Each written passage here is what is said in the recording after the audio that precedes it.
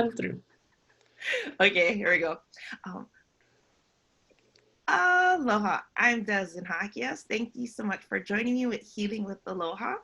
We bring hope and healing with Aloha. And I'm so grateful and honored to have my friend Belle Church to be on this podcast. She is a therapist and she's in California. I was able to meet her while she was here on Kauai, of all places. She came to attend a special retreat and for therapists, and I instantly bonded with her, and I wanted to share her with you guys so that you can learn some tips so that you can overcome your negative thinking. And so, with further ado, this is Belle. Hi. How you doing? Good. Hey, Belle, can you give them a little background about yourself? Sure. I am a licensed marriage and family therapist working on getting licensed for my professional clinical counseling. I have been practicing since 2012 and graduated in 2015, got licensed a couple years later, and have been working with all types of demographics. I'm a U.S. Air Force veteran, Oh, and so I work with vets. I work with a lot of community mental health. Right now, I'm in private practice. well, thank you so much for your service. I didn't know that you used to serve. Yeah, thank you. Wow. It's an honor. Belle, can you tell me what is the main thing that you've been working with people right now in therapy, like in general, and how can people um, like consider the idea of going into therapy as an option, on their grief journey, or Mhm. even if they're sorry, look, I can hear my chickens and roosters. I I'm in miss Hawaii. those. I miss Guys, those I'm in guys. Hawaii and we have a lot of chickens and roosters. um like how because a lot of times people come to me and they say, oh, how do you pick a therapist, or why did you, because it's, some people feel like it's not for them, or maybe people in their family has Mhm, never been in therapy. mhm. Can you just share a bit about that aspect also? Well, number one thing is that when you're ready for a change, you will change. Like when things in your life have been like repeating and you're going through the same cycle and nothing's working, that's when it's really important to like, hey, you know what, maybe I could get help from someone outside the box. And that's a big thing too. Like, just because you go to one therapist and it doesn't feel like it fits, guess what? It doesn't fit. So maybe it's important to like, shop around with someone that you can like, you have good vibes about. I'm not saying like you trust them off the bat. That's not safe, You are so worthy that you can work with someone to trust you and you to trust them. Hmm. Yeah, that's important. I've gone through therapy for trauma, Hmm. and I've noticed that certain people I was able to connect with and other people I didn't. And Hmm. it's okay. Yeah, like that's your gut instinct talking. And a lot of times because like, we have MapQuest, we have available water. Like you are hungry, you just go to the store or go wherever. We have not been listening to our gut instinct, and our gut instinct has got us here. Like, running away from dinosaurs, like, finding water in the wild. So it's really important. Your gut instinct saying, hey, you know what, I vibe with this person, or hey, I don't vibe with this person is important. Not saying if you don't vibe with someone, don't ever try to like get to know them. It's just like, hey, you know what, this person needs to earn more time getting my trust. Yeah.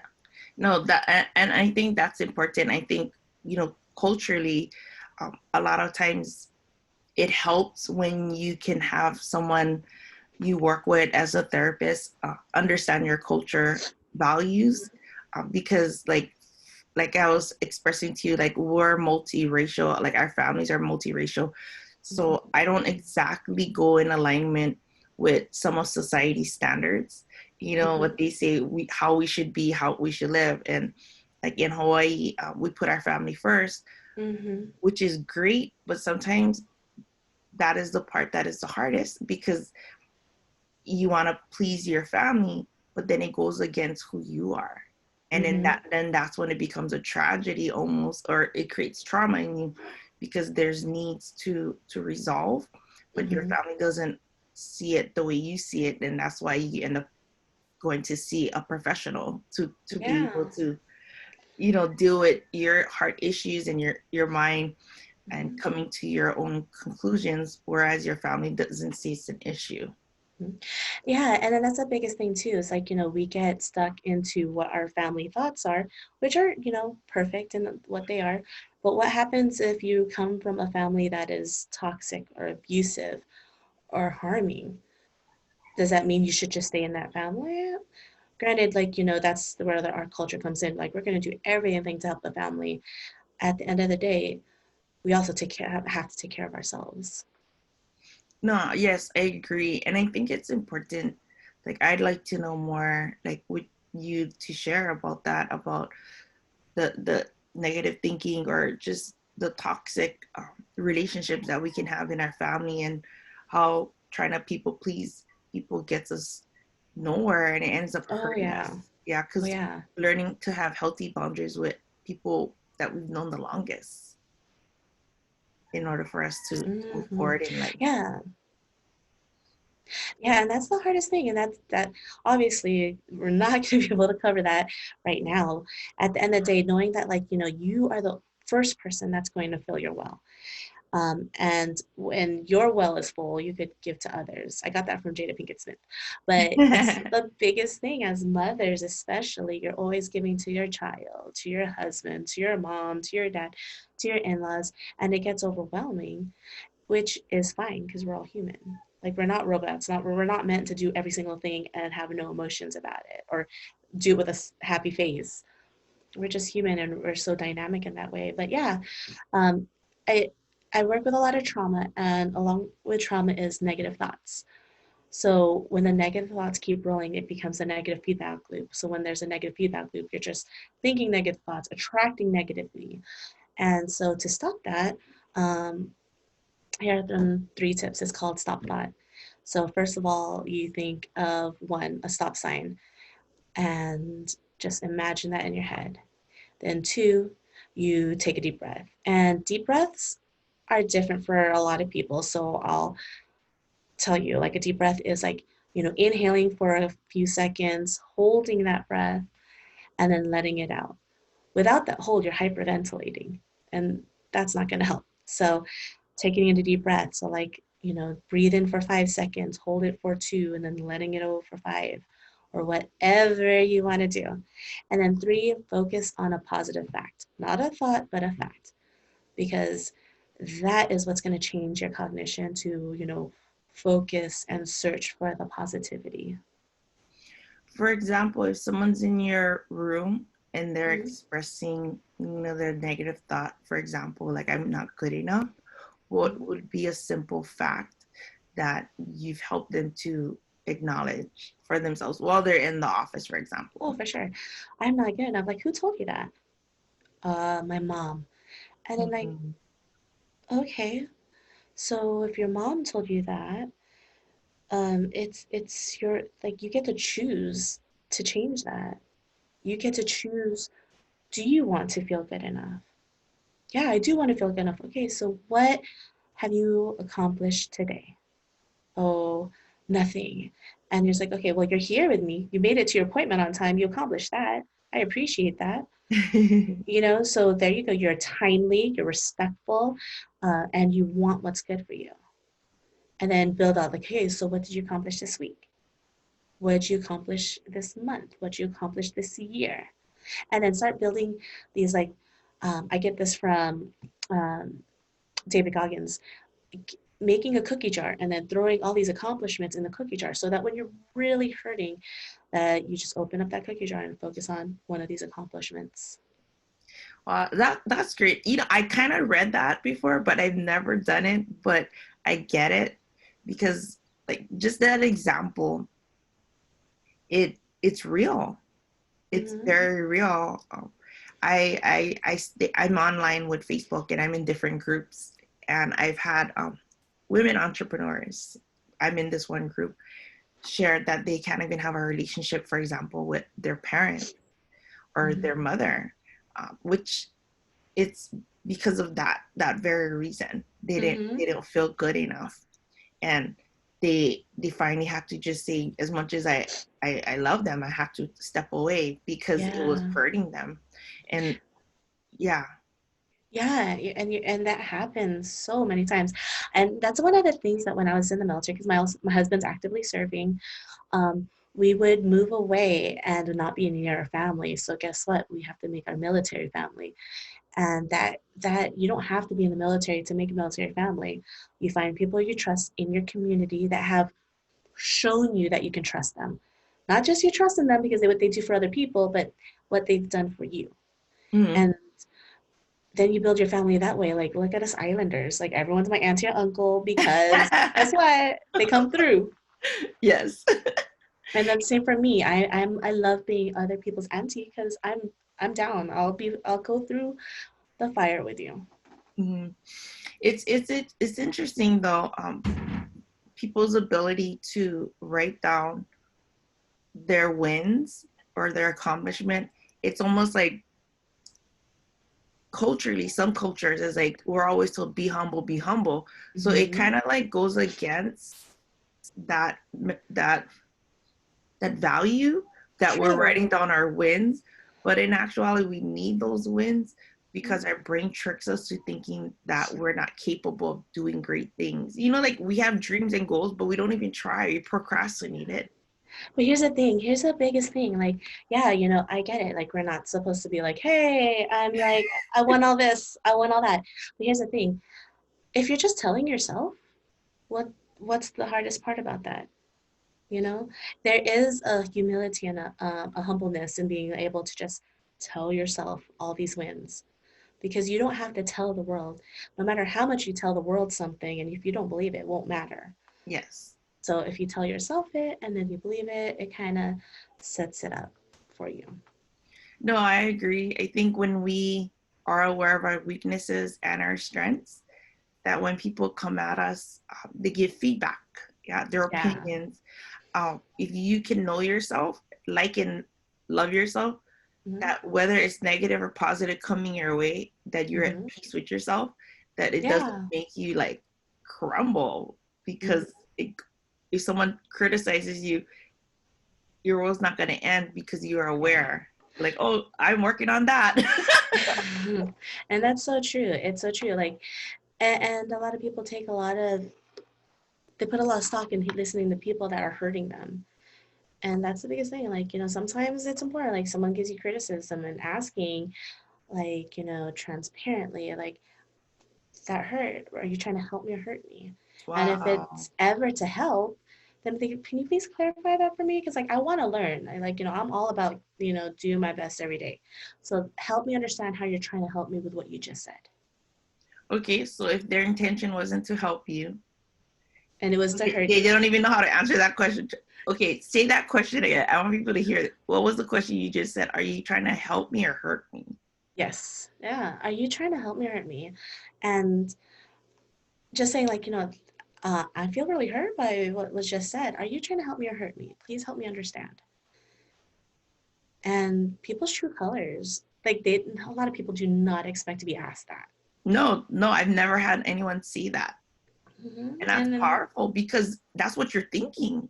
hmm, When you're yeah, talking to certain people, whether it's family, friends, coworkers, it's shocking that some people can be just blatantly hurtful oh, for in sure. their words or their actions, and you had no intent of hurting that person, but then it's like, wait, did they just say that to me? Yeah, yeah. And yeah, this is something like, Auntie, that was hurtful. Are you trying to help me or hurt me? Oh, I just want to help you lose weight. I'm like, oh, okay. Just wanted to make sure I'm doing the best that I can with what I'm doing or whatnot. It's not an easy question to ask. It isn't, But is that like a form of being assertive? for sure. Was it like, because Because that's we were another never taught thing. to say that. Oh, heck no. You just like, yes, Auntie. Yes. And you know what, I'll be honest, because I'm Filipino, Me too. well, mixed. I'm Filipino, with Hawaiian, Spanish, Chinese, but Mm. I've had that question about um, oh, well, the weight factor came up. Like, Mm-hmm. oh, you put on a lot of weight. You know what I mean? And because I came home, got divorced, I went through a lot, and I did put on weight, but I'm okay with myself. But then Mm-hmm. just it was mind-boggling that why should it bother you? It's my body, Yeah. and I had to learn to say something back and saying I'm okay with myself. Like, you've been overweight like my whole life, but I don't say anything to you. And then the Mm-hmm. response was, I don't care what people think. Well, I don't care what people think too. Like, I don't see why. But the when I kind of dug more deeply, the reason why is because when I was in high school, I was very active in sports. I never went over 100 pounds. And Mm-hmm. so that person's view of me, I was always like 100 pounds or lighter, but that's like 93. Like, That's no oh children. That's no life yeah. stresses, age, metabolism, all that out the window. And so you just, and I know this comes up with women, is like, what do you see when people reference to how you love your weight and whatnot? But it's like getting to a point where you just like and love yourself, that you just can't let it break you.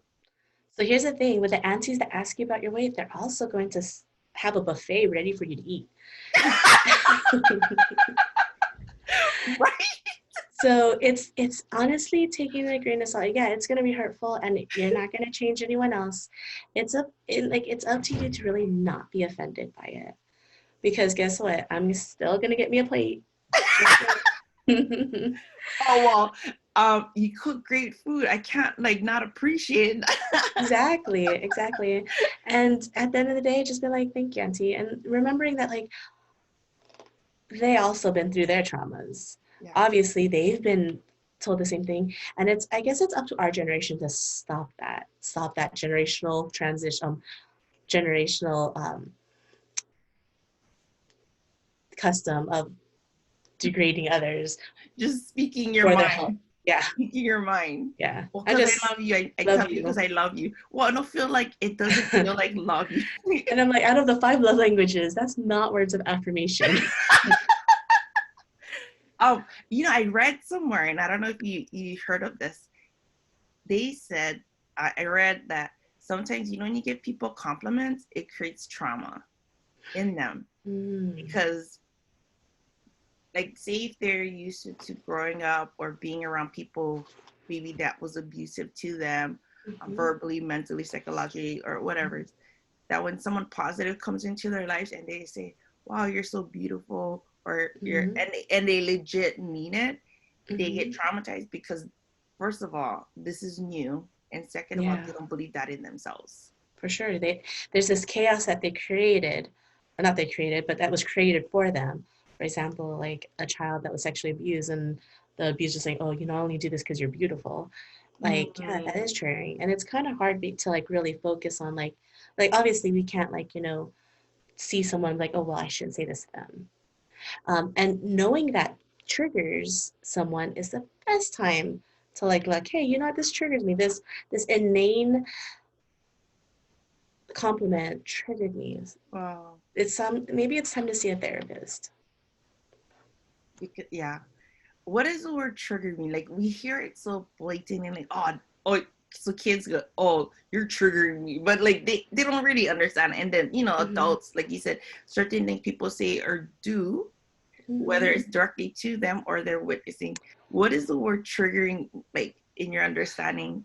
In my understanding, it's just something that emotionally charges you, and it's different for everybody. Someone will have a flashback, other people will be like, stop, and it brings up all these memories from the origin of the trauma. So for everyone, it's different. Some people might just get sweaty hands when they're triggered by something and not even know it. So is that a good sign though, that that's an alert to you? Like, Mm-hmm. like if there's a fire, there's a smoke alarm. Yeah. Guys, there's a fire coming. Like, there's a Mm-hmm. fire in the house. Evacuate. So when you Exactly. triggered, is that a way? Is that something maybe people should take notes on for themselves to see? Like, Yeah. oh wait, that triggered me. Yeah, it's important. Like that's a thing that we get so inundated with is like being somewhere and How many of us take pictures on the beach but not be at the beach? Mm. So well, don't get me wrong, I'm gonna take pictures for the first 10 minutes and then I'm gonna stay at the beach for all.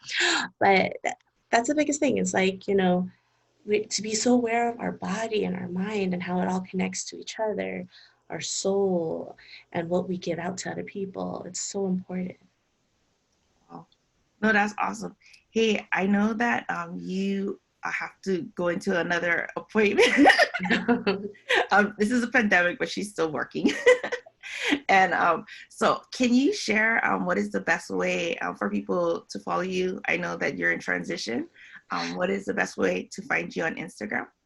I am in transition. If you look up Kelock Therapy, I'm located in the Antelope Valley, so I'm servicing Palmdale, Lancaster, Quartz Hill, Rosamond area, Tehachapi.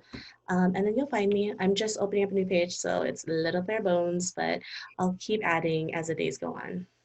Well, thank you so much for your time. I know you have another appointment coming right now. Thank you for having me. You're Love welcome. And I it. can't wait for you to come back to Hawaii when everything is, Yes. calm down. Maui 2021, Yes. for sure. You have a great day. Thank you. Aloha. You too. Bye. Aloha.